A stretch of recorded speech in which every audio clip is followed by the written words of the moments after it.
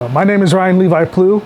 We're here at WJ Titan, and this is In the Lab. So today we're going to discuss uncommon GD&T symbols and where they exist in the ANSI ASME standard versus the ISO standard. I know I said the word ISO standard. A lot of people don't realize that there is an ISO standard for GD&T callouts. It's ISO 1101. Just like you have the ANSI ASME standard Y14.5, ISO has their own.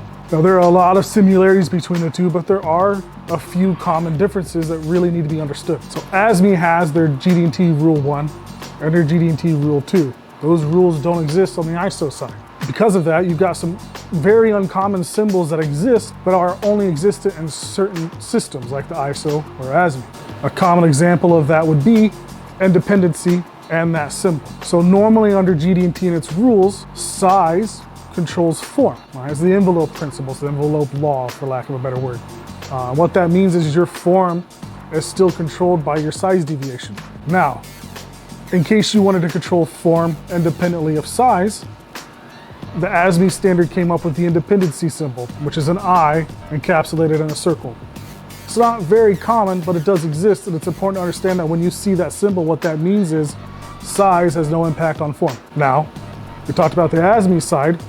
ISO side has a symbol, it's called the envelope symbol, which does exactly what the ASME Rule 1 dictates, where size and form are in relation to each other. ISO doesn't have those rules, so they came up with the envelope symbol, which is just an E encapsulated in a circle. And what that means is size and form are controlled. If your form deviates outside of your size envelope, it's a bad part. There are other uncommon symbols.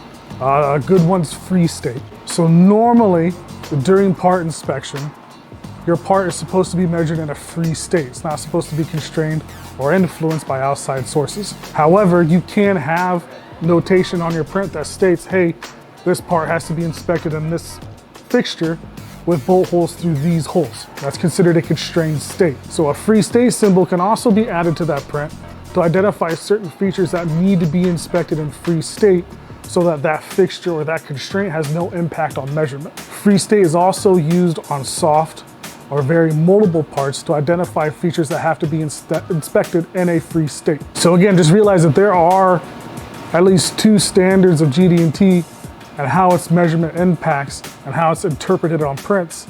So again, there are at least two systems of measurement standards, both ISO and ASME, and they interact with each other.